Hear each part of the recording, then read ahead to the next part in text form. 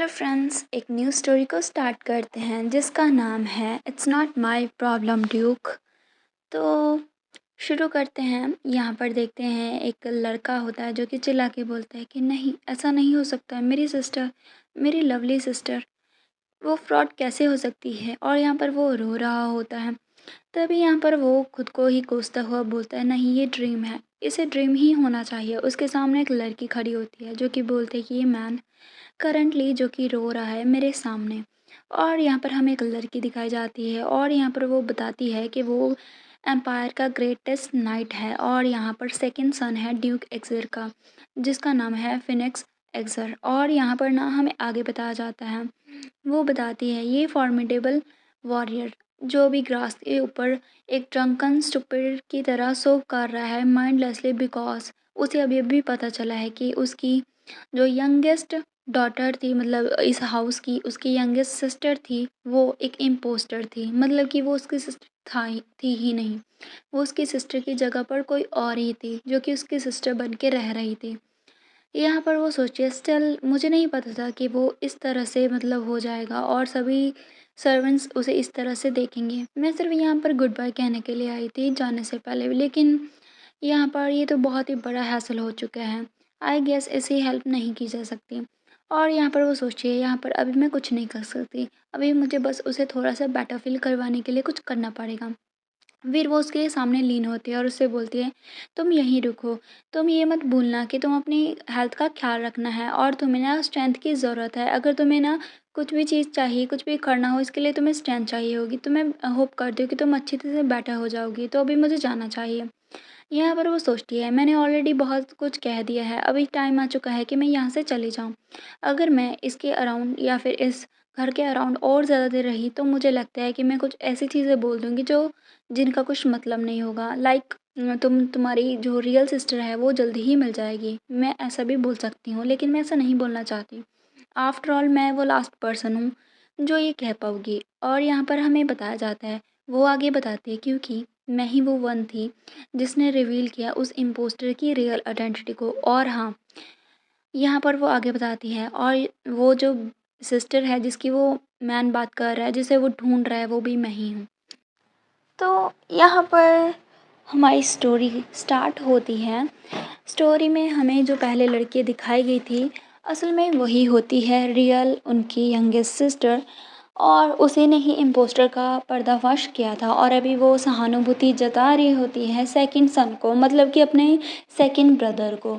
और लेकिन वो यहाँ पर नहीं रहना चाहती। अभी वो ऐसा क्यों करती है वो तो हमें स्टोरी में आके जाके ही पता चलेगा। देखते हैं, यहाँ पर हमें बताया जाता है कि जो हाउस एग्जर है वो ग्रेटेस्ट नोबल फैमिली है ईस्टर्न एम्पायर की। यहाँ पर वो बहुत ही ज़्यादा नोबलेस्ट और नोबलेस्ट फैमिली है। यहाँ पर आगे बताया जाता है, वो बहुत ही ज़्यादा परफेक्ट लगती है, लेकिन उस फैमिली का एक सीक्रेट है, और वो ये है कि उन्होंने अपनी यंगेस्ट मेंबर, मतलब कि सबसे छोटी बेटी को आउटकास्ट कर दिया था, क्योंकि उसकी पेरेंटेज पर क्वेश्चन किया गया था। मतलब कि उसका जो पेरेंट थे वो मतलब रियल वो इस हाउस की बेटी नहीं थी। और यहाँ पर ना फ्यू ईयर्स लेटर, मतलब थोड़े साल बाद, जो एग्जर फैमिली थी उसे उसके डिसीज़न पर रिग्रेट हुआ, और उन्होंने डेस्परेटली ट्राई किया उस चाइल्ड को सर्च करने की जिसे वो आउटकास्ट किए थे। और यहाँ पर ना सभी जो एविडेंस थे वो यही शो कर रहे थे कि उसकी डेथ हो चुकी है उस लड़की की। लेकिन फिर 10 साल बाद किसी एक पर्सन ने क्लेम किया कि वो एक्सरटची की सबसे यंगेस्ट चाइल्ड है। और यहाँ पर वो लड़की इम्पोस्टर होती है जो कि बोलती है कि मैं डॉटर हूँ ड्यू की, जिसे अवेंडन कर दिया गया था चाइल्ड के तौर पे। इस बात को सुनने के बाद सभी जो मेंबर थे हाउस एग्जर के, वो बहुत ही ज़्यादा उन्होंने उसके लिए बहुत ही ज़्यादा अपना प्यार जताया और उनसे माफ़ी भी मांगी, मतलब उस लड़के से माफ़ी मांगी और उसे एक्सेप्ट किया फैमिली के साथ। और यहाँ पर उसे बहुत ही ज़्यादा अच्छे से उसकी केयर की। और यहाँ पर उसके बाद वो जो लेडी थी वो बहुत ही ज़्यादा लग्ज़री में रही और बहुत ही ज़्यादा उसने ग्रेट काइंडनेस शो करी जो भी उसके अराउंड थे। उसकी ब्यूटी अनकंडीशनल थी और बहुत सारे लोग उससे जेलस भी फील करते थे, क्योंकि वो ईस्टर्न एम्पायर की सबसे नोबल फैमिली की प्रिंसेस थी, उसे प्रिंसेस जैसा ट्रीटमेंट मिलता था। और यहाँ पर ना वो सभी लोग उसे ईर्ष्या भी करते थे, लेकिन वो जो चीज़ थी वो सिर्फ शॉर्ट लिव्ड ही थी, मतलब थोड़ी टाइम के लिए ही थी। थोड़े टाइम बाद ये जो वुमन थी उसकी जो स्कीम्स थी वो रिवील हो गई और वहाँ पर किसी और ने नहीं बल्कि मैंने रिवील की थी। मतलब ये सारी स्टोरी हमें बता रही होती है हमारी रियल यंगेस्ट डॉटर। और यहाँ पर वो बताती है मेरा नाम पैरिन है और यहाँ पर मेरा जो है एक मिशन मिला था मुझे जिसे कंप्लीट करने के लिए मैं यहाँ पर आई थी और मैं ही रियल डॉटर हूँ ड्यूक एग्ज़र की और एक सीक्रेट एजेंट भी होली एम्पायर की। यहाँ पर ना ये स्टोरी इस तरह से बढ़ती है आगे कि हमारी जो रियल पैरी है उसे कैसे पता चला और यहाँ पर ना वो ही एक अबेंडन डॉटर थी ड्यू की, वो सभी चीज़ें, ये सारी चीज़ें हमें आगे जाके पता चलेगा।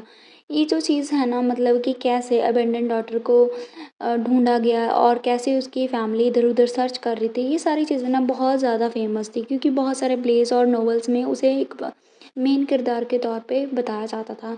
लेकिन जैसे स्टोरी में इंक्लूड किया गया था कि वो बहुत ज़्यादा उसे ब्यूटीफुल एंडिंग मिली थी, ये मिली थी, ये मिली थी, ऐसा नहीं था। वो बताती है कि मेरी एंडिंग बिल्कुल भी ऐसी नहीं थी। मेरी एंडिंग बहुत ज़्यादा सैड टेल थी।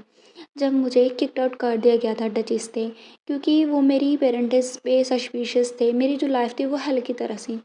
मैंने हर एक चीज़ बहुत ही ज़्यादा क्रूअल ट्रीटमेंट सहा और वहाँ पर मैं सिर्फ मरने की कगार पे थी कि तभी जो क्वीन थी होली एम्पायर की, होली किंगडम की, उसने मुझे बचाया।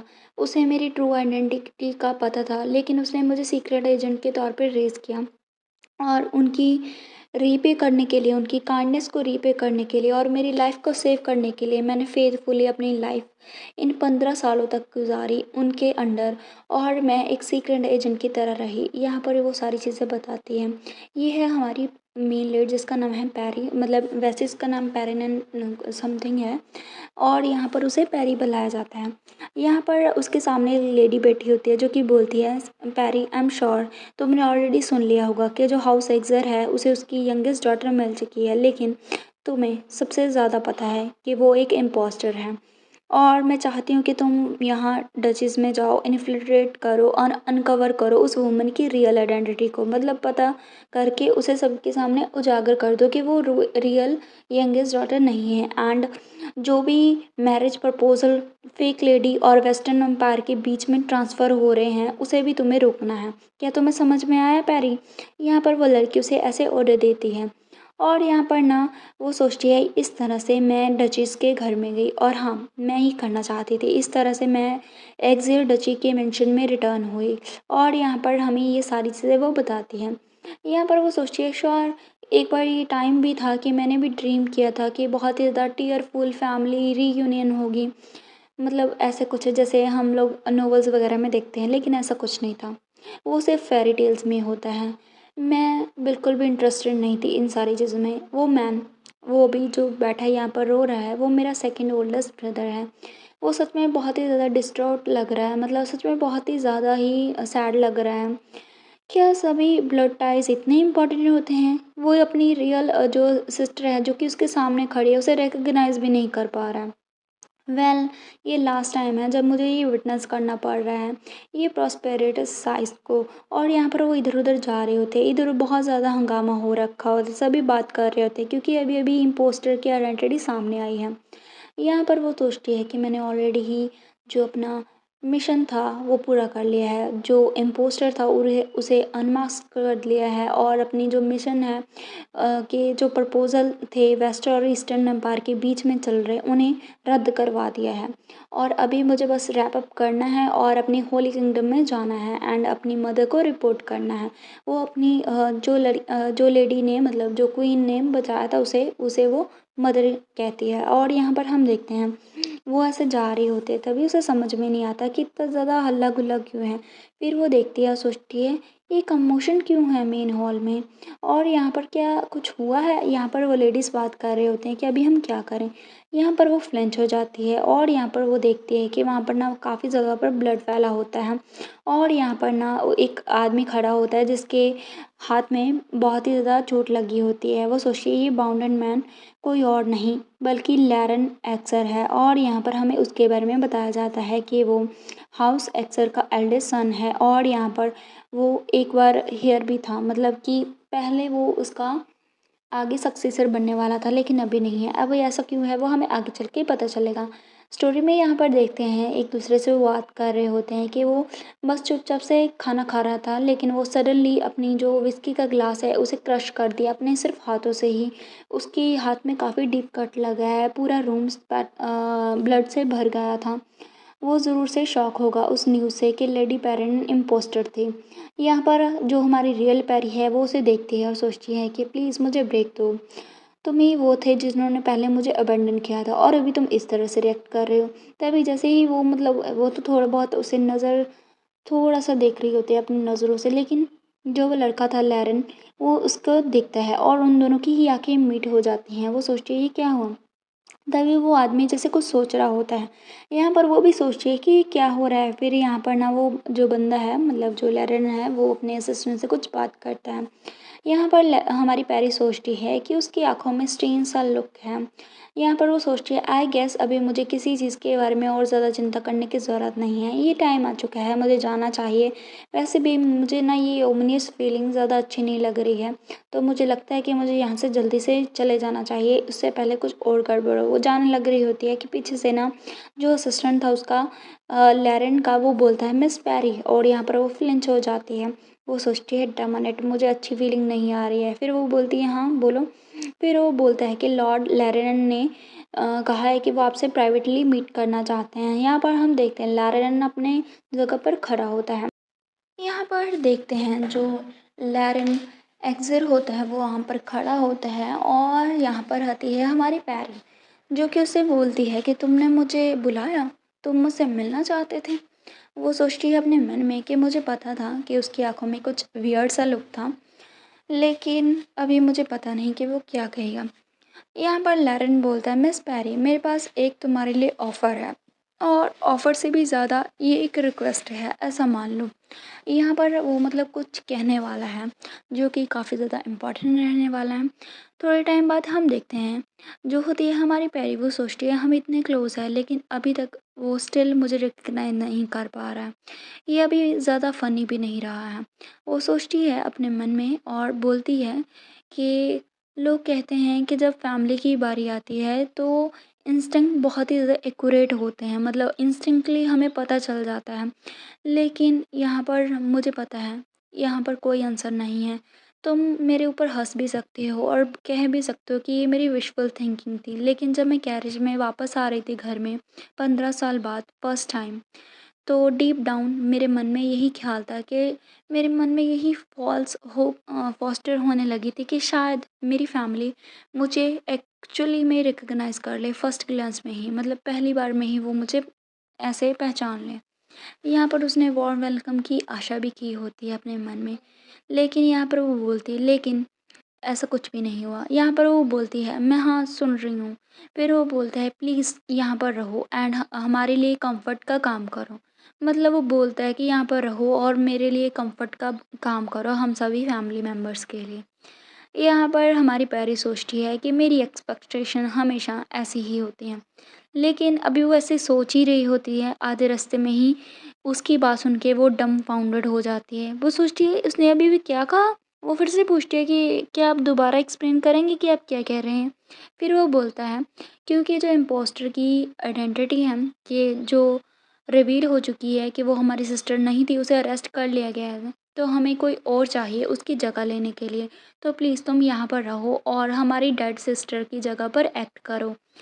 और यहाँ पर ना वो सोचती है कि मेरे फेस पर हँसो। और यहाँ पर वो सोचती है कि ये लोग क्या कह रहे हैं, मुझे समझ में नहीं आ रहा है और मैं समझना भी नहीं चाहती। और यहाँ पर लैरन बोलता है कि तुम उसकी स्पिटिंग इमेज हो, मतलब तुम मेरी सिस्टर की तरह बिल्कुल दिखती हो, प्लीज़ यहाँ पर उसकी जगह लो और यहाँ पर ना ताकि हम उसे रिमेंबर कर सकें फॉन्डली, मतलब हम उसके अच्छे पलों से वाकिफ़ हो सकिए और यहाँ पर उन्हें याद रख सकिए। और यहाँ पर वो सोचती है कि मुझे तो बहुत ही ज़्यादा अभी वर्स्ट लग रहा है, ये बहुत ज़्यादा इंसेन है। क्या ये अपने दिमाग खो चुके हैं? वो चाहते हैं कि मैं यहाँ पर रुकूँ और यहाँ पर एक डॉल की तरह बैठी रहूँ और ताकि वो अपनी जो मरी हुई सिस्टर है उसे रिमेंबर कर सकें। यहाँ पर वो सोचते हैं मुझे समझ में आता है कि अभी वो अभी मुझे सस्पेक्ट नहीं कर पाएँगे क्योंकि मैं फुल प्रूफ जो मेरी आइडेंटिटी है वो प्रोवाइड की गई है होली किंगडम से। लेकिन फिर भी यहाँ पर वो सोचती है कि पहले फिनिक्स और अभी लैरन वो लोग ऐसे क्रम्बल क्यों कर रहे हैं? मुझे समझ में नहीं आ रहा। अगर वो उन्होंने मुझे पहले डिसाइड कर लिया था मुझे अबैंडन करने का, तो अभी उन्हें एन्जॉय करनी चाहिए उनकी प्रिविलेज, उनकी लाइफ़ को। और तुम यहाँ पर ना वो पहले इंसान थे जिन्होंने मुझे कास्ट आउट किया था, और यहाँ पर तुम्हारे पास क्या ही राइट है कि अभी तुम इस तरह से एक्ट कर रहे हो। वो उसे घूर के देखती है, उसकी आँखों में अभी थोड़ी-सी ना चुभन भी होती है, और बहुत ही ज़्यादा वो दर्द में भी होती है, उसे अच्छा नहीं लग रहा होता है। फिर वो अपने थॉट्स को कलेक्ट करती है और बोलती है, नहीं मेरी कोई इंटेंशन नहीं है तुम लोगों को कंफर्ट करने की, तुम्हारे सिस्टर के लॉस के लिए। ये सुन के वो फ्लिंच हो जाता है, क्योंकि उसे लगता है कि ये मना क्यों ही करेगी, क्योंकि यहाँ पर जो हमारी पैरी है वो एक मेड की तरह रह रही है, एक सर्वेंट की तरह रह रही है। और यहाँ पर जो ये बंदा है लारन, वो एक ड्यूक है, तो डेफिनेटली उसे लगता था कि अगर वो हाई सैलरी ऑफ़र करेगा तो कोई भी लड़की मान जाएगी, लेकिन वो मना कर देते। ये सुन के वो फ्लिंच हो जाता है। वो उसे बोलती है कि मैं वो नहीं हूँ जिसकी आपको ज़रूरत है लॉर्ड लैरन। यहाँ पर वो आगे बोलते हैं, तुम्हें जो चीज़ की ज़रूरत है ना वो एक साइकोपैथ की है, मतलब साइकोलॉजिस्ट की है। यहाँ पर ना वो सोचती है, प्लीज़ मेरे साथ मज़ाक करना बंद करो और अपना मज़ाक बनाना भी बंद करो, और यहाँ पर वो सोचती है और मेरी लाइफ़ से दूर रहो। यहाँ पर हमारा ये वाला चैप्टर फिनिश होता है। उम्मीद है आपको ये चैप्टर अच्छा लगा होगा। एंड अभी मैं ना दूसरा चैप्टर भी अभी ही स्टार्ट कर दूँगी, तो बने रहिएगा इसी वीडियो में। तो अभी सेकंड एपिसोड की ओर बढ़ते हैं। यहाँ पर हमें बताया जाता है अप्रॉक्सीमेट 26 ईयर पहले का सीन। यहाँ पर ना जो थर्ड चाइल्ड था ड्यूक एक्सर का, वो ईस्टर्न एम्पायर में बॉर्न हुआ था, और जो ड्यूक और डचेस दोनों ही जाने जाते थे उनके प्यार के लिए, जो वो सभी के सामने शो करते थे, और उनके बीच में बहुत ही प्यार था। तो जो उनके बर्थ था चाइल्ड का, थर्ड चाइल्ड का, वो कुछ और नहीं बस ब्लेसिंग ही थी, क्योंकि उनके पास ऑलरेडी 2 बॉयज़ थे। जो जब ये न्यूज़ बाहर आई कि अभी बेबी गर्ल का बर्थ हुआ है, तो सभी लोगों ने बहुत वेलकम किया। यहाँ पर हमें दिखाया जाता है डचेस बैठी होती है, साथ में ड्यूक और उसके दोनों बेटे यहाँ पर आ रहे होते हैं। और जब जो सारी फैमिली है न्यूबॉर्न बेबी को देखने के लिए फर्स्ट टाइम गई थी, तो वो लोग स्पीचलेस रह गए थे, क्योंकि जो चाइल्ड बॉर्न हुआ था उसके जो हेयर थे ना हेड के ऊपर, वो किसी और कलर के नहीं, वो मतलब कि ब्राउन कलर के थे। ना तो वो डचेस के कलर से मैच करते थे, डचेस के हेयर ब्लॉन्डी थे। और यहाँ पर ना जो ड्यूक फैमिली है उसकी ना एक ट्रेड्स होते हैं, ड्यूक की सारी फैमिली के जो बच्चे होते हैं ना उसके हेयर ना नाइट की तरह होते हैं, जो नाइट स्काई का कलर होता है ना बिल्कुल वैसा होता है। और यहाँ पर इस बच्चे के नहीं होते हैं, तो यहाँ पर बहुत ही ज़्यादा अभी हैज़ल करेक्ट का हो जाता है। यहाँ पर देखते हैं हमारी पैरी होती है जिसके ब्राउन कलर के हेयर होते हैं। और यहाँ पर बताया जाता है कि यहाँ पर ना जो ट्रेजेडी थी उसकी शुरुआत हो जाती। तो यहाँ पर ना जो एक्सेल फैमिली है वो एक गार्डियन की तरह एक्ट करती है ईस्टर्न एम्पायर के लिए। तो यहाँ पर ना उसके अंदर ना ड्रैगन का ब्लड कहा जाता है, तो एक्सेल की सभी लोग रिस्पेक्ट करते हैं। सभी जो मेंबर होते हैं फैमिली के, उन्हें एक सिंबॉलिक ट्रेट होता है जो कि उनकी यूनिक ब्लड लाइन को शो करता है। और जो फर्स्ट चीज़ थी वो थी कि वो ना बहुत ही ज़्यादा स्वॉर्ड्समैनशिप में अच्छे होते हैं, और ये जो इनेट प्रेजेंस है और बहुत ही ज़्यादा स्वॉर्ड एरा उनका दिखाई देता है। एंड जो पीपल होते हैं हाउस एग्जर के, वो किसी भी तरह से व्हील कर सकते हैं। और यहाँ पर ना वो बिल्कुल मैजिक की तरह कुछ भी चीज़ को ऐसे काट सकते हैं अपने स्वॉर्ड से। और जो सेकंड थी वो उनकी पिच ब्लैक हेयर, बिल्कुल नाइट स्काई की तरह उनके हेयर होते हैं। और यहाँ पर ना जो डायरेक्ट डिसेंडेंट होते हैं एग्जर फैमिली के, उनका जो हेयर कलर है वो ऐसा ही होता है। लेकिन जो भी डचेस ने जिस बच्चे को भी बर्थ दिया था उसके जो कलर था वो हेज़ल कलर हेयर थे, मतलब ब्राउन से कलर के थे, जो कि किसी भी एक कॉन्क्लूज़न को लीड कर सकते हैं। और वो ये थे कि जो डचेस है उसने अडल्ट्री कमिट की थी।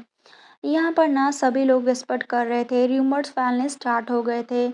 यहाँ पर तभी जो ड्यूक है उसने कुछ अनएक्सपेक्टेड सा किया, और यहाँ पर ना उसने बोला ये जो बच्ची है वो मेरी डॉटर है। उसने डिक्लेयर किया सभी के सामने कि वो मेरी डॉटर है। यहाँ पर उसके बाद जो बच्चा था, मतलब जिसे अभी बर्थ दिया गया था, उसके जो हेयर थे वो तो ब्राउन थे। तो जो ड्यूक है उसने फिर भी अपनी वाइफ को ट्रस्ट करना चुना। उसने बिलीव किया जो चाइल्ड है वो यहाँ पर ना शायद उसके पास उसके ट्रेड्स नहीं किए हैं, और यहाँ पर ना वो जो बच्ची है काफ़ी ज़्यादा भी खुश रहती है। यहाँ पर उसने शो किया सिर्फ़ और सिर्फ़ प्यार, और यहाँ पर उसकी वाइफ़ और उसकी डॉटर के लिए। इवन के जो सर्वेंट थे जो पहले डाउट कर रहे थे डचेस पे, अभी वो भी ना बंद हो गए, क्योंकि ड्यूक ही जब उस पे शक नहीं कर रहा तो किसी और का तो मतलब ही नहीं बनता। तो जैसे-जैसे ग्रो अप हुए ना हमारी प्रिंसेस, मतलब हमारी जो पैरी, उसे ना एक लिटिल एम्प्रेस की तरह ट्रीट किया जाने लगा। मतलब सभी लोग उसको बहुत ही ज़्यादा प्यार से रखते थे, बहुत ही ज़्यादा उसका ख़्याल रखते थे, उसकी सारी डिमांड्स पूरी होती थी। यहाँ पर ये तब तक चला जब तक एक इंसिडेंट हुआ यहाँ पर, जैसे ही वो ट्रैवल कर रही थी ना अपने होम टाउन में उसकी मदर के साथ, तभी ना जो बहुत ही ज़्यादा मतलब डज़न जो एलिट नाइट्स थे, सर्वेंट थे, मेड्स थे, वो उनकी मौत हो गई और यहाँ पर इंसिडेंट हुआ। ऐसा लगता है जैसे किसी ने डचेस को असैसिनेट करने की कोशिश की थी, और जो ईस्टर्न और वेस्टर्न एम्पायर हैं उन्होंने जॉइंटली इन्वेस्टिगेशन कंडक्ट की, लेकिन यहाँ पर कुछ भी नहीं मिला।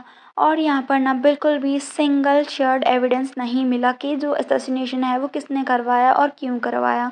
और ये ट्रेजिक अफेयर में जिसमें बहुत सारे लोग मारे गए, सभी लोग ऑलमोस्ट मार गए, लेकिन सिर्फ एक पर्सन था जो कि मिरेकली सर्वाइव हो गया, और वो कोई और नहीं, हमारी प्रिंसेस थी। यहाँ पर जैसे ही पता चलता है कि लेडी पेरेंट पेरेंट अभी ज़िंदा है, यहाँ पर ना वो बताती है, और वो लड़की कोई और नहीं, मैं थी। और यहाँ पर ना हमारी जो होती है ये सारी जो चीज़ें हैं ना, वो स्टोरी हमारी पेरेंट ही बता रही होती है, तो उसके पर्सपेक्टिव से ये सारी स्टोरी है। वो बताती है कि मुझे यहाँ पर ज़िंदा पाया गया और मैं कंप्लीटली अनस्कैटर्ड थी, मतलब मेरे ऊपर बिल्कुल भी कुछ नहीं लगा था, बिल्कुल थोड़ी-सी भी चोट नहीं थी। इसका मतलब था जो मेरी मदर थी उसने खुद को सैक्रिफ़ाइस किया उसकी लाइफ़ को मुझे प्रोटेक्ट करने के लिए, और जो ड्यूक था वो तो यही कन्क्लूज़न पर पहुँच पाया था। तो जब मैं 3 साल की थी उस टाइम पे मुझे तो समझ में नहीं आया कि मेरी फ़ादर की सिचुएशन क्या है। वो जाती है अपने फ़ादर के पास और बोलती है मैं मम्मी को मिस कर रही हूँ।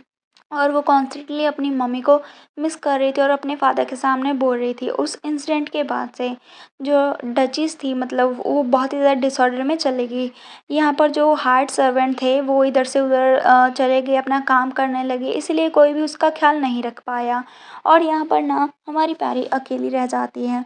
यहाँ पर पैरी बताती है वो पहली बार था मेरी लाइफ़ में जब मैं अकेली रही थी, वरना सभी लोग मेरे इधर-उधर मंडराते रहते थे। और वो फर्स्ट लाइफ था जब मैं इतनी ज़्यादा बोर हुई थी, तब मैंने सॉइल के साथ प्ले करना स्टार्ट किया, मतलब मिट्टी के साथ। मैं बहुत ही ज़्यादा बोर थी और मैं अपनी मम्मी को मिस कर रही थी, ये सोच के ना वो इधर मिट्टी को उठाती है और वहाँ पर कुछ खेलने लग जाती हैं। तभी उस टाइम के दौरान उसे कुछ फ़ील हुआ। यहाँ पर पैरी बताती है उस टाइम के दौरान मुझे फर्स्ट टाइम रियलाइज़ हुआ कि मेरे पास पावर है, मैं अर्थ को कंट्रोल कर सकती हूँ। यहाँ पर हम देखते हैं उसके पास जो मिट्टी होती है वो उसे कंट्रोल कर रही है, और यहाँ पर ना ये और भी ज़्यादा डिसीज़िव रीज़न था जिसकी वजह से उसे कास्ट आउट किया गया। वो बताती है इसकी वजह से मुझे डचेस से बाहर निकाल दिया गया, क्योंकि जो डायरेक्ट डिसेंडेंट थे एक्सेल फैमिली के, वो मैजिक को यूज़ नहीं कर सकते थे, वो स्वॉर्ड्स को यूज़ करते थे। और यहाँ पर वो तो अनअवेयर थी इस फैक्ट से, क्योंकि वो सिर्फ 3 साल की थी।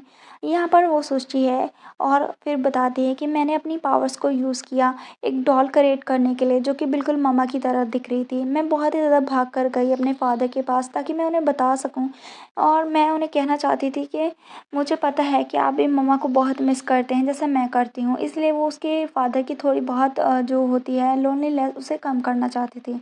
लेकिन जिस टाइम के दौरान वो भाग कर गई, जो ड्यूक है वो एक मैन के साथ था जो कि क्लेम कर रहा था कि वो मेरा बायोलॉजिकल फादर है।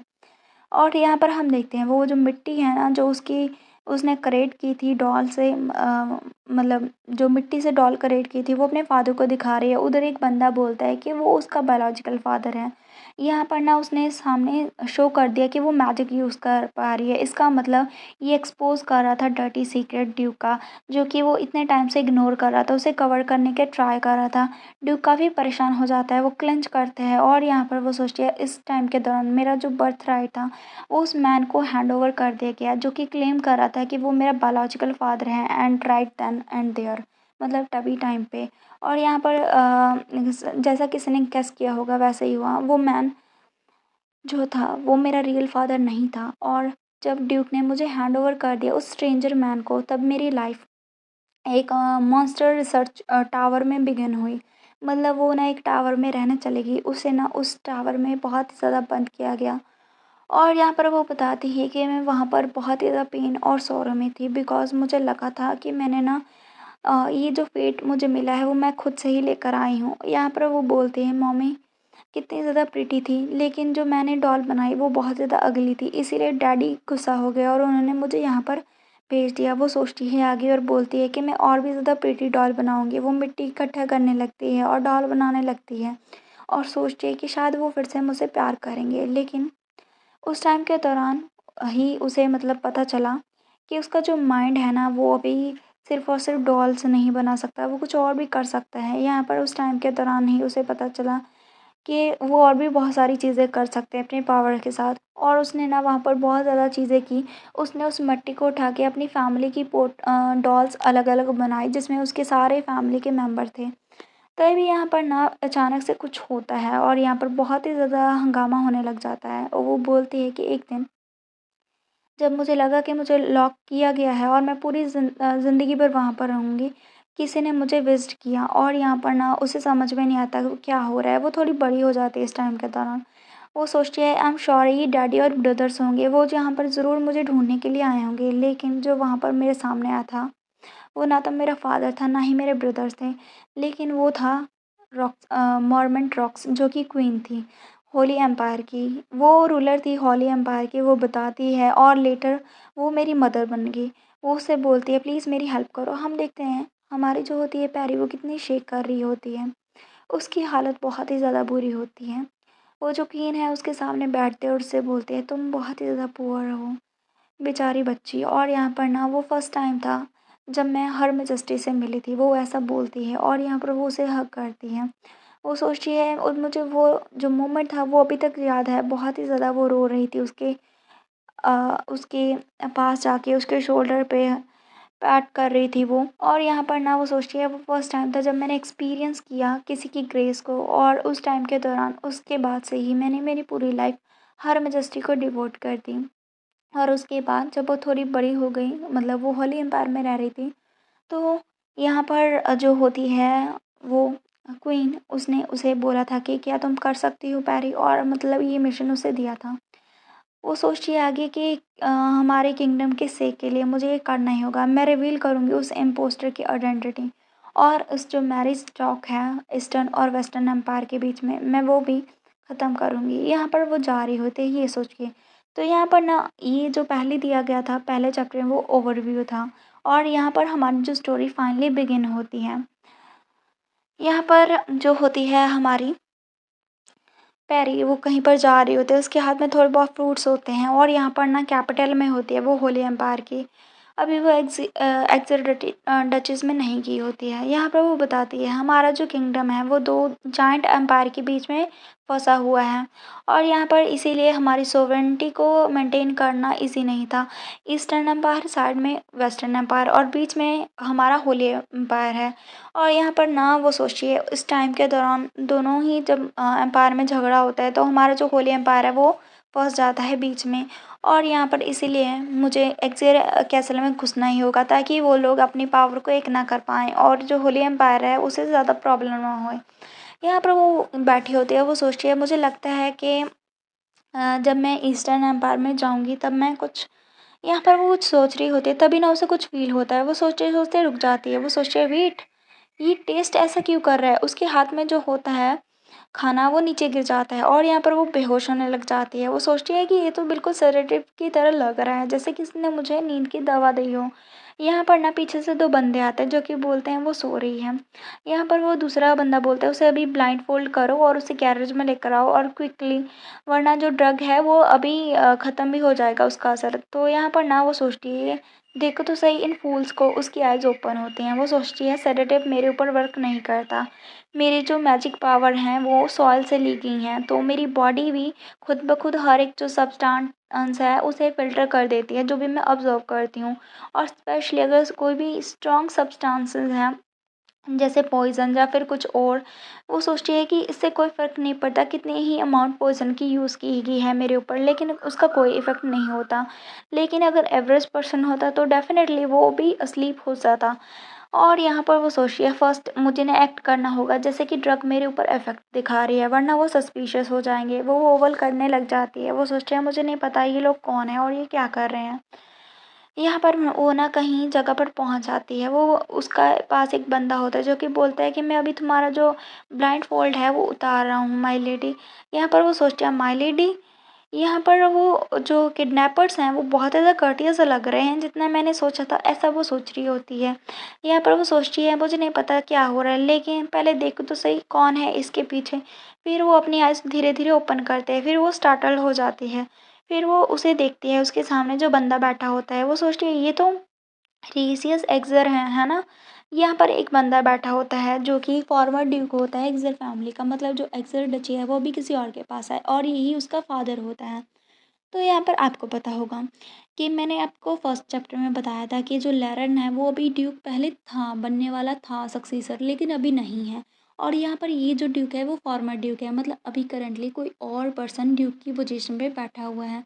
अभी वो कौन है वो हमें धीरे धीरे पता चलेगा आगे।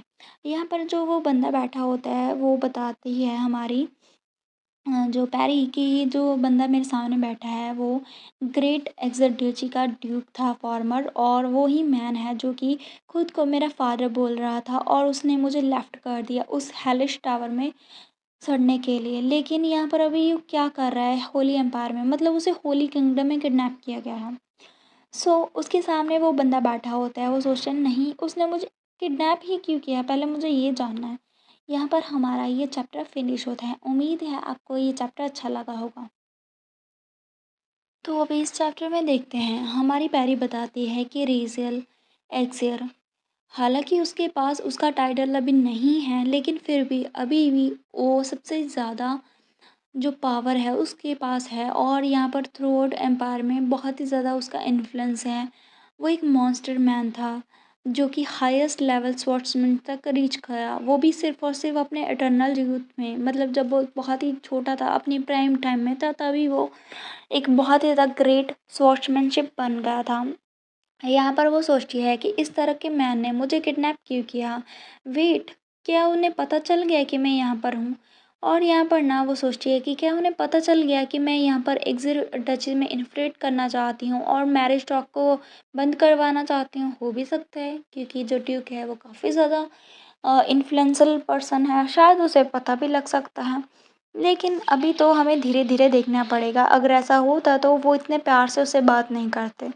यहाँ पर वो जो ड्यूक है वो बोलता है पहले मुझे अपोलोजाइज़ करने दो, मेरी जो डिस्कस्टी है उसके लिए। मेरा नाम रेचल एक्सर है और मैं अपनी फैमिली के ऑनर पर स्वेयर करता हूँ कि मैं तुम्हें यहाँ पर किसी भी हार्म करने के लिए नहीं लेकर आया हूँ। तो वो बोलती है एक्सर, और यहाँ पर ना वो ऐसे प्रिटेंड करती है जैसे वो उसकी डचेस को नहीं जानती है। वो बोलती है कि आपका मतलब नोबल हाउस ईस्टर्न से है ना, लेकिन उसका मेरे साथ क्या ही काम है। यहाँ पर वो बोलता है कि मैंने तुम्हें इसलिए यहाँ पर लेकर आया हूँ क्योंकि मैं तुम्हें एम्प्लॉयमेंट का स्पेशल ऑफ़र देना चाहता हूँ। वो सोचती है अपने मन में क्या एम्प्लॉयमेंट का ऑफ़र। यहाँ पर ना वो बोलता है कि मैं आपके जो भी आप बोल रहे हैं उसे अप्रिशिएट करती हूँ, लेकिन वो ऐसा कुछ बोल पाते उससे पहले ही ड्यूक उसे यहाँ पर बीच में ही रोक देता है और बोलता है 25 साल की, born in Holi kingdom, all जो आपकी फैमिली हैं रिलेटिव्स हैं वो सभी मर चुके हैं और तुम एक इलिस्ट्रेशियस एकेडमी वेस्टर्न एम्पायर से ग्रेजुएट हुई हूँ। मतलब यहाँ पर ना वो उसकी सारी डिटेल बयां कर देता है। ये सुनने के बाद वो सोचती है ये तो वही चीज़ है ना जो मोस्टली पैरी के बारे में बताया जाता है, मतलब मेरी जो आइडेंटिटी है अभी वाली उसका रियल नाम पेरेनिन था, लेकिन अभी उसे पैरी नाम दिया गया है। तो उसकी आइडेंटिटी है जो कि खुद बनाई गई है। वो सोचती है उसने ज़रूर से मेरे पास बैकग्राउंड चेक किया होगा। यहाँ पर वो आगे बोलता है ड्यूक कि लेकिन अभी तुम कुछ भी स्पेशल नहीं कर रही हो, हमें ऑलरेडी पता चल गया है तुम्हारे बारे में जो भी चीज़ है, तो मैं स्ट्रेट फॉरवर्ड रहूँगा। प्लीज़ मेरी डॉटर की लेडी इन वेटिंग बन जाओ। यहाँ पर उस बात को सुन के वो सोचती है कि अच्छा तो ये इसके बारे में था। वो चाहता है कि उसकी प्रीशियस लॉन्ग लॉस्ट डॉटर जो कि वो अभी बहुत टाइम के बाद मिली है उसके लिए एक गुड लेडी इन वेटिंग उसे मिल जाए, तो इसलिए वो मुझे ढूंढ रहा है, लेकिन मैं ही क्यों। फिर वो सोचती है अगर मैं लेडी इन वेटिंग के तौर पे डचेस में वर्क करूँगी तो यहाँ पर ना बहुत सारी नोबल लेडी हैं, उसका ड्रीम होता है ये करना। तो उन्होंने मुझे किडनैप क्यों किया, इतनी दूर तक मुझे यहाँ पर आके क्यों मिलने आया वो। वो बोलती है कि लेडी इन वेटिंग होना ड्यूक की डॉटर का एक बहुत ही ऑनरेबल पोजीशन है, लेकिन मैं ही क्यों? फिर वो बोलता है यहाँ पर बहुत सारे रीजंस हैं। यहाँ पर वो आगे बोलता है कि अगर हमने ईस्टर्न एम्पायर से किसी लेडी को सिलेक्ट किया तो लोग जो हैं वो सिर्फ़ और सिर्फ़ उसकी बैकग्राउंड की ओर ही नहीं देखेंगे, बल्कि जो उसके रिलेटिव्स सोशल सर्कल में जो भी पोजीशन है वो भी डचेस के इंटेंशन के बारे में अजम्पशन लड़ा सकते हैं। और यहाँ पर ना वो उससे आगे बोलता है और इसके अलावा जो फैमिली का स्टेटस है उसे डिफेंड करने के लिए वो एक दूसरे के अगेंस्ट भी जा सकते हैं। तो यहाँ पर हम ऐसे ही अज्यूम करके चल रहे हैं। और इसके अलावा यहाँ पर होली किंगडम में भी तो मैं एक डॉटर हो विस्काउंटिन की, जिसकी जो लीनेज है वो भी ख़त्म हो चुकी है, मतलब जिसकी फैमिली ख़त्म हो चुकी है ऑलमोस्ट। तो ये आइडल कंडीशन है जो हमारे साथ मीट करती हैं। मतलब तुम्हारे कोई इन्फ्लुएंशियल बैकग्राउंड नहीं है, तो मैं अगर तुम मेरी डॉटर की लेडी इन वेटिंग बनोगे तो यहाँ पर ना कोई रूमर्स वगैरह नहीं खड़े हो सकते हैं कि ना हम हमारी पावर को और ज़्यादा यील्ड करने की कोशिश कर रहे हैं। ऐसी चीज़ें वो बोलता है। यहाँ पर वो सोचता है आगे और कुछ बोलता है लेकिन हमें तुम्हें सेलेक्ट किया है क्योंकि यहाँ पर बहुत ज़्यादा डिफरेंट रीज़न भी हैं। फिर वो उससे बोलता है कि क्या तुम स्टैंड इन्स के साथ जो कस्टम्स होते हैं उसके साथ फैमिलियर हो, और वो काफ़ी ज़्यादा आइसी लुक दे रहा होता है। वो उसे ना मतलब उसकी लेडी इन वेटिंग ही नहीं बनाना चाहता, बल्कि उसे सब्स्टिट्यूट के तौर पे यूज़ भी करना चाहता है। वो क्लेंच करती है और उससे बोलती है हाँ मैं हूँ।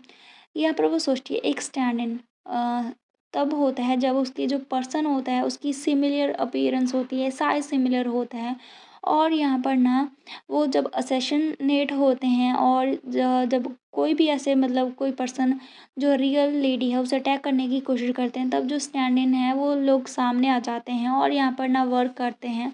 और यहाँ पर वो आगे बताती है अपने मन में सोचती है कि जब भी लोग ऐसे रहते हैं तो यहाँ पर उनके फेस नहीं दिखाया जाता है। यहाँ पर वो बोलता है कि तुम कह रही हो कि तुम मुझे यहाँ पर पोजीशन ऑफर कर रही हो as a stand in for your daughter, लेकिन हर लेडीशिप का फेस ऑलरेडी ही वो बोल रही होती है कि उसका फेस तो ऑलरेडी ही पब्लिक में शो हो चुका है, तो मेरे स्टैंड इन बनने का फ़ायदा ही क्या है।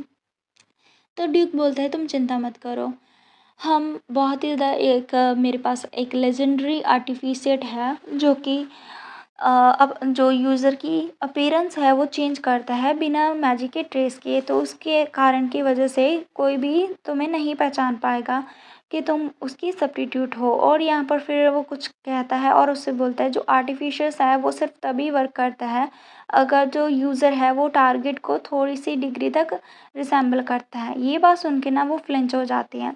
तो यहाँ पर मैं आपको बता दूँ एक मैजिक आइटम है जो कि दूसरे की जो अपीयरेंस है उसे सेम टू सेम कर देती है, लेकिन हाँ वो सिर्फ तभी वर्क करेगा अगर कुछ ना कुछ उनमें सिमिलैरिटीज़ हैं सर्टेन डिग्री तक। ये बात सुन के वो सोचती है कि अभी अभी तो उसने कहा है कि वो एक लेजेंडरी आर्टिफिशिएट है, तो क्या बस यही कर सकता है वो? मतलब वो सिर्फ उसके सेम करने के लिए, दोनों की अपीयरेंस करने के लिए उसे कुछ डिग्री तक सेम होना पड़ेगा उस दोनों पर्सन को, ये तो कुछ बात नहीं हुई। तभी साइलेंस पड़ जाता है। फिर यहाँ पर ना वो उसे इस तरह से घूर रही होती है, उसका जो रिएक्शन है वो कुछ ऐसा होता है, ये उसे भी पता चल जाता है ड्यूक को कि वो क्या सोच रही है। वे वो बोलता है इवन के जो ट्रेस ऑफ मैजिक है उसके बावजूद भी हम जो 1 मंथ लग सकता है उसे एक्टिवेट करने के लिए, तो मैं तुम्हें अश्योर कर सकता हूँ जो आर्टिफ़िशियल है वो इनक्रेडिबल है। हाँ, हाँ। और यहाँ पर ना फिर वो उससे बोलता है कि तुम्हारा जो फेस है उसके तरह का जो बेस है वो यूज़ कर सकते हैं हम। ये फ़ाइन रहेगा तुम्हारे वर्क करने के लिए। नाउ सिर्फ़ एक ही चीज़ सुनना बाकी है, वो है तुम्हारा आंसर। वो बोलता है कि तुम्हारा जो फेस है वो मेरी डॉटर से बहुत ही मेल खाता है, तो मतलब जो आर्टिफिशियल है वो तुम पे यूज़ कर सकते हैं। इसके अलावा तुम्हारा बैकग्राउंड क्लियर है, तो बहुत सारी चीज़ें मैच होती हैं और तुम परफेक्ट कैंडिडेट हो मेरी डॉटर की सब्स्टिट्यूट बनने के लिए। तो तुम्हारा आंसर क्या है? वो सुन के चुप हो जाती है। फिर बोलती है ऑफ कोर्स मुझे पता है मेरी जगह का, और मुझे पता है जो ड्यू की डॉटर का लेडी इन वेटिंग बनना एक बहुत ही इनक्रेडिबल चांस है मेरे लिए भी। और यहाँ पर वो बोलती है तो क्या मैं एक बात जान सकती हूँ? तुम्हें यहाँ पर एक ऐसा पर्सन चाहिए जो कि लेडी इन वेटिंग की तरह एक्ट करे और ऑल्सो जब टाइम आए उस टाइम के दौरान तुम्हारी डॉटर के सब्स्टिट्यूट के तौर पे भी एक्ट करें, है ना? यहाँ पर वो सोचती है इसका मतलब तुम्हें एक बॉडीगार्ड चाहिए जो कि कभी भी मर सकता है तुम्हारी डॉटर के लिए जब ये चीज़ें गलत जाए। तो इसीलिए तुमने सारी वुमन को छोड़ के उस वुमन को चूज़ किया जो कि उसकी तरह रिसेंबल करती है, मतलब मैं। और यहाँ पर ना तुमने उस पर्सन को चूज़ किया जिसकी कोई बैकिंग ना हो, जिसका कोई फैमिली ना हो जो कि इस ऑफ़र पे ऑब्जेक्ट कर सकते। तुम बहुत ही ज़्यादा अभी कनिंग हो। ये बात वो सोचती है और यहाँ पर वो सोचती है कि वो मुझे एक टूल की तरह यूज़ करना चाहते हैं। इसके साथ ना मेरे लिए और भी ज़्यादा ईज़ी हो जाएगा डची को इन्फ्लेट करना, लेकिन ये एसेंशियली मुझे पूछ रहे हैं उनकी रियल डॉटर को सैक्रिफाइस करने के लिए फेक डॉटर के लिए। ये बात सुन के ना उसे थोड़ा बुरा लगता है। वो सोचती है अपने मन में वो अपनी रियल डॉटर को ही बोल रहे हैं एक फेक डॉटर के लिए मरने को। और यहाँ पर वो सोचती है कि अभी तो मुझे ना उस बच्चे पर बहुत ही ज़्यादा तरस आ रहा है जो कि जब वो टावर में लॉक थी पूरे दिन भर इतने सालों तक, और यहाँ पर उसके फादर को वो एक बार भी नहीं देख पाएगी। ये सोच के वो परेशान होती है, मतलब उसके यंगर वर्जन पर वो तरस खा रही होती है। यहाँ पर वो सोचती है कि वो लोग मुझे रिकग्नाइज़ नहीं कर रहे हैं एक ही बार में, बल्कि वो यहाँ पर मुझे एक ऑफ़र दे रहे हैं, वो भी बहुत ही ज़्यादा अभी बहुत ही ज़्यादा मतलब बुरा ऑफ़र, मतलब कि वो मुझे कह रहे हैं कि मैं मरने के लिए तैयार हूँ अपनी फेक डॉटर के लिए। फिर यहाँ पर वो बोलती है कुछ थोड़े टाइम बाद कि क्या एक्चुअली में मेरे पास चॉइस है इस मैटर में? मतलब क्या मेरे पास चॉइस है? क्या मैं मना कर सकती हूँ? यहाँ पर जो है ड्यूक वो स्मिर करता है। इसका मतलब भी है कि वो बिल्कुल भी अभी उसे जाने तो नहीं देने वाला है।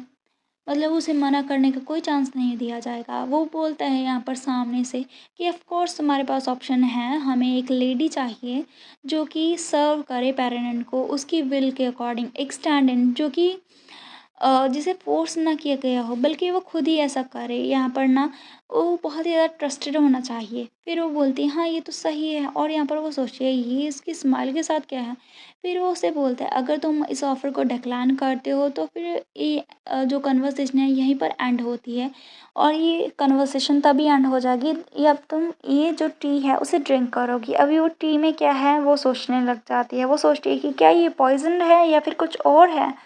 यहाँ पर वो ड्यूक बताता है कि ये जो चाय है वो मिक्सचर है, इसमें कुछ सब्सटेंस और हेलुसिनेशन पाउडर मिक्स किया गया है, जिसकी वजह से जो मेमोरीज़ हैं अभी कुछ लास्ट 5 घंटे की वो सभी तुम्हारे दिमाग से इरेज़ हो जाएँगे।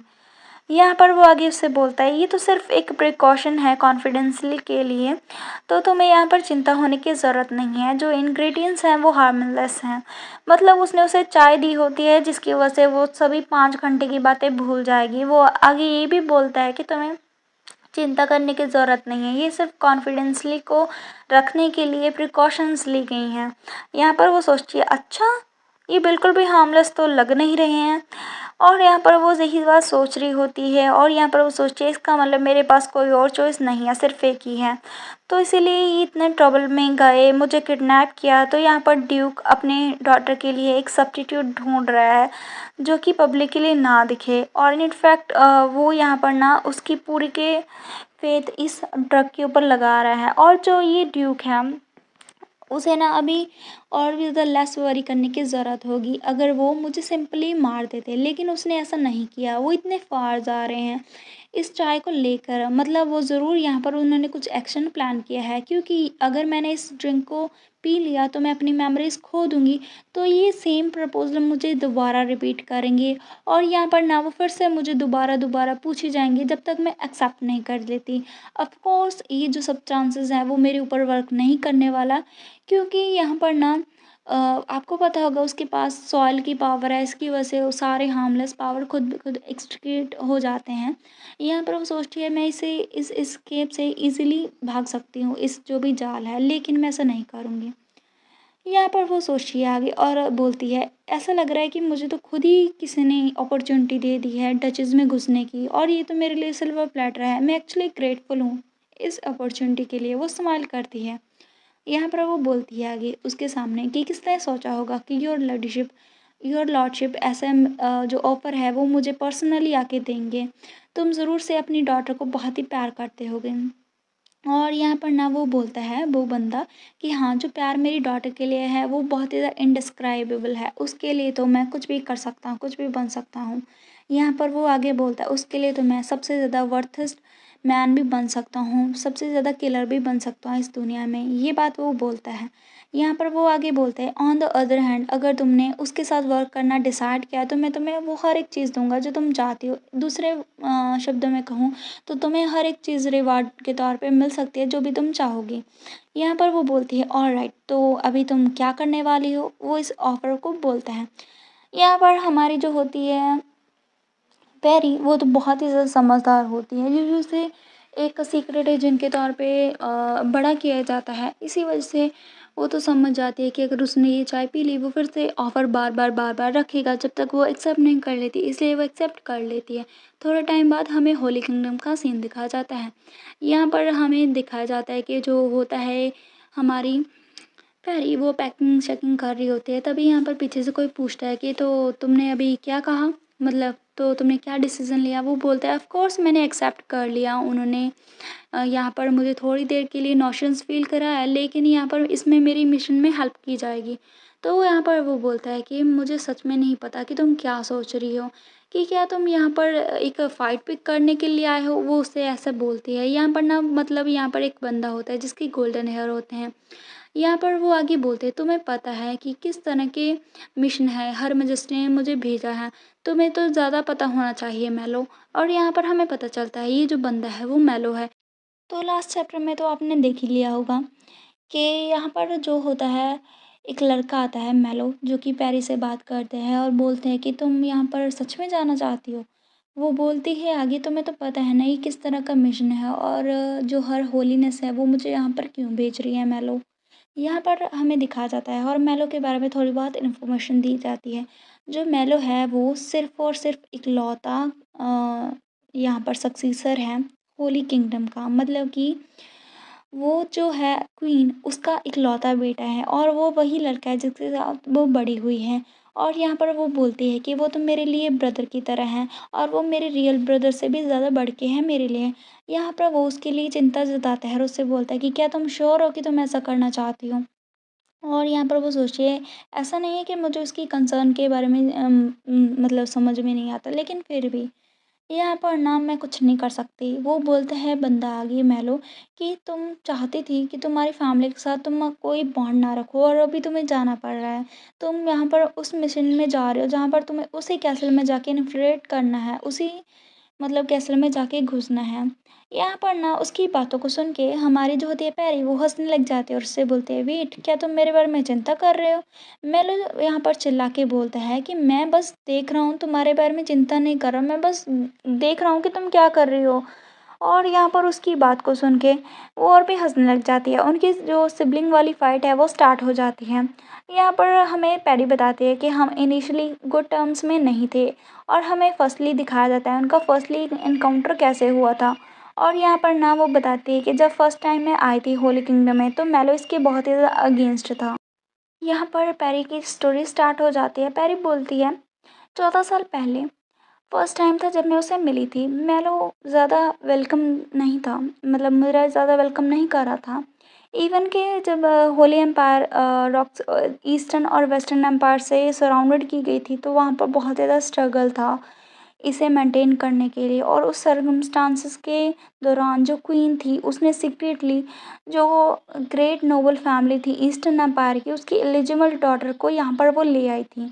और यहाँ पर ना हमें बताया जाता है मेलो के बारे में। मेलो उससे मिलते हैं और यहाँ पर वो उसे बोलता है कि अभी तुम जो ईस्टर्न एम्पायर की हो और यहाँ पर तुम्हारे पास क्या ही रीज़न है, तुम यहाँ पर ही क्यों ही ठहर रही हो। और वो अपनी मम्मा से भी बोलता है कि अभी ईस्टर्न एम्पायर को आपने रीज़न दे दिया है हमारे अगेंस्ट वॉर को डिक्लेयर करने का, क्या तुम्हें समझ में आया। यहाँ पर हमें मेलो दिखाया जाता है जो कि 11 साल का है और वो काफ़ी ज़्यादा अभी बच्चों की तरह रिएक्ट कर रहा होता है, लेकिन फिर भी उसके अंदर थोड़ी बहुत समझदारी होती है। वो अपनी मम्मा को बोलता है कि आपको इस बच्चे को यहाँ पर नहीं लेके आना चाहिए वरना एक वॉर भी स्टार्ट हो जाती है, हो सकती है। वो बहुत ही ज़्यादा फर्म होता है, वो सामने खड़ा होता है हमारी पैरी के। और यहाँ पर वो फॉर्मली उसे बोलता है कि तुम हमारी होली एम्पायर के लिए थ्रीट हो और तुम्हें ना लो लाइ करना चाहिए और बहुत ही क्वाइटली रहना चाहिए अपनी रेस्ट ऑफ लाइफ के लिए। मतलब तुम्हें यहाँ पर बहुत ही चुप्पी से रहना चाहिए। पता भी नहीं चलना चाहिए कि तुम यहाँ पर हो। क्या तुम्हें समझ में आया? वो बहुत ही ज़्यादा फ़ॉर्मली बात कर रहा होता है, वो फ्लिंच हो जाती है। एक तो हमारी जो पैरी है वो अभी-अभी इस टाइम के दौरान मतलब ये काफ़ी टाइम 15 साल पहले का सीन दिखाया जाता है ना, तो 15 साल पहले वो एक पहले टावर में बंद थी जिसकी वज़ह से वो बहुत ही ज़्यादा इनसिक्योर फ़ील करती है और वो अभी की तरह कॉन्फिडेंट भी नहीं थी पहले और वो अकेले थी इसी वजह से अभी वो डरी हुई भी थी। उसकी बातों को सुन के वो बोलती है आगे, तो क्या यहाँ पर कोई प्रॉब्लम हो जाएगी अगर उन्हें पता चल गया कि मैं ज़िंदा हूँ? यहाँ पर वो टैम्बल कर रही होती है। तो यहाँ पर वो फ़ॉर्मली उसे बोलता है कि ये बहुत ही ज़्यादा प्रॉब्लम होगी और ये सिर्फ़ प्रॉब्लम ही नहीं होगी, प्रॉब्लम से भी बढ़कर हो जाएगी क्योंकि होलन किंगडम है वो अपनी सॉवरेनिटी को मेंटेन नहीं कर पाएगा। जो कि वो 2000 सालों से मतलब ये काम करने की कोशिश कर रहा है और हम रिस्क में चले जाएँगे तुम्हारे कारण। अभी जो है हमारा महल वो तो एक सक्सेसर के तौर पे सोच रहा होता है, एक प्रिंस के तौर पे बात कर रहा होता है। उसे समझ में नहीं आता अभी पैरी की दशा भी पैरी किस सिचुएशन से गुज़र रही है। यहाँ पर वो साफ-साफ वही चीज़ें समझाता है जो एक प्रिंस के तौर पे वो करना भी चाहिए उसे। यहाँ पर जो पैरी है वो थोड़ा हकलाते हुए बोलती, तो अभी मैं क्या करूँ? मैं बिल्कुल भी ट्रबल क्रिएट नहीं करना चाहती हूँ। तो वो बोलता है, तुम्हें क्या लगता है? मैंने तुम्हें जैसा कहा है, तुम बस चुपचाप से रहना और यहाँ पर ना बिल्कुल भी पीप की साउंड मत निकालना। यहाँ पर ना जो पहले है हमारा मैलो उसकी आंखें बंद होती है, वो ऐसे लेक्चर दे रहा होता है, तभी वो अचानक से अपनी एक आँख खोलता है और उसे देखने लग जाता है और बोलते हैं और यहाँ पर हम देखते हैं वो तो बहुत ही ज़्यादा ट्रम्बल कर रही होती है, उसे ना कुछ प्रॉब्लम हो रही होती है। उसे देख के मैलो बोलता है, अभी क्या हुआ? क्या हुआ? क्या तो कुछ गलत है? यहाँ पर ना हमारी जो होती है पैरी वो तो नीचे गिरने वाली होती है और यहाँ पर वो उसे संभालने के लिए आगे आ जाता है। यहाँ पर वो बेहोश हो जाती है। क्योंकि वो प्रेशर झेल नहीं पाती है। उसे परेशानी होती है, वो नहीं चाहती थी कि जिन लोगों ने उसे बचाया उसके लिए वो परेशानी क्रिएट करें। यहाँ पर अभी वो होती है पड़ी और उसे फ़ीवरिश होता है। यहाँ पर कुछ लोग बात कर रहे होते हैं। वो उठ जाती है, वो सोचती है ये वॉइस तो यहाँ पर ना उसकी मॉम होती है मतलब कि जो होलीनेस होती हैं, मिस होलीनेस क्वीन, वो अपने बेटे को डाँट रही होती हैं कि तुम्हें वीक को अब्यूज़ नहीं करना चाहिए। क्या तुम इस तरह से ग्रेट एग्ज़ाम्पल सेट करना चाहते हो सक्सेसर होने के नाते एक फ़ॉलन किंगडम के? यहाँ पर वो सोचती है हमारी पैरी ये तो क्वीन है। यहाँ पर वो सॉरी बोलता है। यहाँ पर वो बोलती है कि तुम अभी यहाँ से जा सकते हो। वो चले जाता है और यहाँ पर जो क्वीन है वो अकेले रह जाती है। फिर वो पीछे मुड़ती है और उससे बोलती है कि क्या तुम उठ गई हो? यहाँ पर पैरी तो पूरी कोशिश करती है कि उन्हें ना पता चले लेकिन पता चल जाता है। वो थोड़ी स्टिफ़ होती है। वो उससे बोलती है, योर मैजेस्टी क्यों? आपने मुझे यहाँ पर क्यों लेकर आए? मतलब मैं आपके लिए थ्रेट हो सकती हूँ फिर भी आप मुझे यहाँ पर क्यों लेकर आए? यहाँ पर ना वो आगे बोलती है कि अर्लियर उस बॉय ने कहा था उसने कहा था कि मुझे इस किंगडम में नहीं रहना चाहिए। उसने कहा है कि मैं नॉनसेंस हूँ। क्या ये सच में ट्रू है? क्या अगर ऐसा है तो तुम मुझे वापस भेज सकती हो? मैं टावर में रह लूँगी और वो रो रही होती है। वो किसी के लिए परेशानी नहीं बनना चाहती क्योंकि बचपन से ही अभी उसकी हालत इतनी ज़्यादा सही नहीं होती है और यहाँ पर वो काफ़ी ज़्यादा इनसिक्योर भी फ़ील करती है। तो यहाँ पर उसकी हालत देख के जो क्वीन है वो थोड़ी शाय करती है। वो उसे बोलती है हाँ, उसने जैसा कहा है तुम्हें थोड़ा-सा मतलब कि क्वाइटली रहना होगा अपनी पूरी लाइफ़ भर। मतलब तुम्हें ज़्यादा अपनी जो प्रेज़ेंस है वो नहीं दिखानी है। तुम्हें यहाँ फ़ॉल्स आइडेंटिटी के अंडर रहनी पड़ेगी और तुम अपना रियल नेम भी यूज़ नहीं कर पाओगी। और यहाँ पर उसके सामने वो नील डाउन होके बोलते हैं, लेकिन इसका मतलब ये नहीं है कि तुम्हारी लाइफ़ फ़ेक होगी। ये बिल्कुल भी नहीं है, तुम अपनी लाइफ़ जियोगी। और यहाँ पर वो बहुत ही प्यार से उसे देखने लग जाती है। फिर वो उसके हाथ को होल्ड करती है और उससे बोलती है, इस वर्ल्ड में बहुत सारी जॉब्स हैं जो कि तुम्हें डिस्गाइज़ में रह के करनी पड़ती हैं। मतलब तुम्हें किसी और का रूप धारण करके करनी पड़ती हैं या फिर हाइड करके वर्क करना पड़ेगा इस नेशन के लिए। और होली किंगडम जो है उसमें ऐसे जो लोग हैं वो बहुत ही ज़्यादा अभी कम हैं और हमें ऐसे लोगों की ज़रूरत है। तो यहाँ पर ना हम ऐसे लोगों के और भी ज़्यादा हमारे पास लेकर आना चाहते हैं। यहाँ पर उसकी बात सुन के वो ना उसे बोलते, इसका मतलब कि मैं भी आपकी हेल्प कर सकती हूँ? वो उसे बोलती है, माय डियर चाइल्ड, तुम्हें क्या लगता है कि मैं तुम्हें यहाँ पर क्यों लेकर आई हूँ? यहाँ पर जो है हमारी क्वीन वो बहुत ही प्यार से उससे बोलती है कि मेरे बच्चे, तुम्हें लगता है कि मैं तुम्हें यहाँ पर इसीलिए लेकर आई हूँ ताकि मैं तुमसे कोई हेल्प रिसीव कर पाऊँ? तो यहाँ पर वो ड्रॉप हो जाती है, वो उससे बोलते हैं नहीं। फिर वो उससे बोलते हैं बिल्कुल सही, मैं तुम्हें यहाँ पर इसीलिए नहीं लेकर आई हूँ। मैं यहाँ पर लेकर आई थी तुम्हें क्योंकि मैं वहाँ पर एक बच्चे को अब्यूज़ होते हुए नहीं छोड़ सकती थी, और यहाँ पर ये प्योरली मेरी चॉइस थी तुम्हें फिर सेव करना, और इसीलिए मैं यहाँ पर जो रिस्पॉन्सिबिलिटी खुद से लूँगी, ये मेरा डिसीज़न था। तुम बिल्कुल भी इसके लिए कोई रिस्पॉन्सिबल नहीं हो मेरे डिसीज़न के लिए, इसीलिए तुम चिंता करना बंद करो और तुम हेल्थी और बहुत ही हैप्पीली ग्रो अप हो, बस तुम्हें यही करना है। बस मैं तुमसे यही चाहती हूँ। उसकी बात सुन के वो थोड़ा-सा ब्लश करने लग जाती है। अभी उसकी जो खुशियों की शुरुआत होने लगी है। यहाँ पर हम देखते हैं, अभी सीन कट होता है और हमारा मेलो खड़ा होता है, जो कि बोलता है कि कल के लिए मुझे माफ़ कर दो, मैं कुछ ज़्यादा ही मतलब तुम्हें बोल दिया था, और यहाँ पर वो उसे बोलता है कि फिर से नहीं होगा। तभी वो उसे बीच में इंटरप्ट करते हुए बोलती है कि वो लोग कौन होते हैं जो कि ऐसे नेशन के लिए छुप कर काम करते हैं। तो यहाँ पर वो स्टन्ड हो जाता है, वो बोलता है क्या? फिर वो उसे बोलता है कि हर मैजेस्टी ने कहा है कि कुछ लोग हैं जो कि किंगडम को प्रोटेक्ट करने के लिए छुप के काम करते हैं। वो बोलता है कि मे बी वो ना उन लोगों की बात कर रहे होते हैं जो कि इंटेलिजेंस यूनिट में होते हैं। तुम्हें पता है ना, सीक्रेट एजेंट, उसके बारे में होता है। तो वो बोलते हैं सीक्रेट एजेंट, और यहाँ पर उसके मन में बचपन से ही ये बात छप जाती है, और यहाँ पर वो बोलते हैं इसका मतलब मैं नेशन को प्रोटेक्ट करने के लिए वर्क कर सकती हूँ, इवन कि इसका मतलब चाहे मुझे फॉल्स आइडेंटिटी के अंडर रहना क्यों ना पड़े। अगर मैं थोड़ी सी भी हर मैजेस्टी की हेल्प करना चाहती हूँ तो मैं ऐसा करना चाहती हूँ। अभी हम देखते हैं प्रेजेंट का सीन दिखाया जाता है। वो उसे बोलते हैं मैं परफेक्टली ओके हूँ और यहाँ पर मैं करना चाहती हूँ। इसके अलावा मुझे बिल्कुल भी कुछ फ़ील नहीं हुआ जब मैं रेसियर एक्सर से मिली थी, मतलब उसके फादर से मिली थी। तो हमें पता है ना ये मिशन कितना ज़्यादा इम्पोर्टेंट है। हमें मैरिज टॉक को उन दोनों एम्पायर के बीच में रोकना ही पड़ेगा, यही हमारे होली एम्पायर के लिए अच्छा है। उसकी बात सुन के बोलता है ऑफ कोर्स मुझे पता है, ये तो बस यहाँ पर वो सोच रहा है अपने मन में तुम्हारा जो एटीट्यूड है वो मुझे बॉदर कर रहा है। मैं बिल्कुल भी नहीं चाहती ऐसा हो। वो ऐसे एक्ट कर रही है जैसे कि एग्ज़र से उसका कोई लेना-देना नहीं है। ये दूर से ऐसा दिखता हो, लेकिन मुझे पता है वो ऐसे दिखा रही है कि वो अपने पास से मूव ऑन हो चुकी है। लेकिन मुझे ये भी पता है कि वो फैमिली जिसने उसे अबैंडन कर दिया था, अगर वो वहाँ पर जाएगी तो क्या सच में उसे कुछ भी फ़ील नहीं हुआ? क्या वो सच में ऐसे ही रहेगी? क्या उसे सच में अजीब नहीं लगेगा? मैं इस बारे में चिंता कर रहा हूँ। मैं बिल्कुल नहीं चाहता कि उसे कुछ परेशानी हो। पैरी क्लियरली ब्रोकन होगी जब वो उस फैमिली को देखेगी। यहाँ पर वो सोच रहा होता है, वो उसकी चिंता कर रहा होता है, फिर वो खुद को स्क्रैच करता है और वो सोचता है कि अभी वो एग्ज़ैक्ट डचेज़ में जाने वाली है। एक्चुअली मैं सेकंड थॉट में सोचूँ तो ये एक्चुअली गुड चीज़ है। मुझे लगता है ये बेटर होगा पैरी के लिए वहाँ पर जाना, और खुद को उनसे पूरी तरह से एंड करने में अच्छा होगा। मतलब अगर वो जाएगी उन लोगों के साथ थोड़ा बहुत देखेगी तो वो अपने बॉन्ड को पूरी तरह से ख़त्म कर देगी। आई एम श्योर जो हर मैजेस्टी हैं उसके दिमाग में भी यही बात होगी, और ये बात सोच के वो बोलते ठीक है। यहाँ पर ना उसे फ्रॉड कहना, मतलब फ्रॉड रिवील करना इनफ नहीं है, तुम्हें कुछ और भी करना पड़ेगा। वो उसे एक और मिशन देता है। वो उसे बोलता है कि मैं तुम्हें एक और एडिशनल टास्क देने वाला हूँ, एक और एडिशनल मिशन देने वाला हूँ।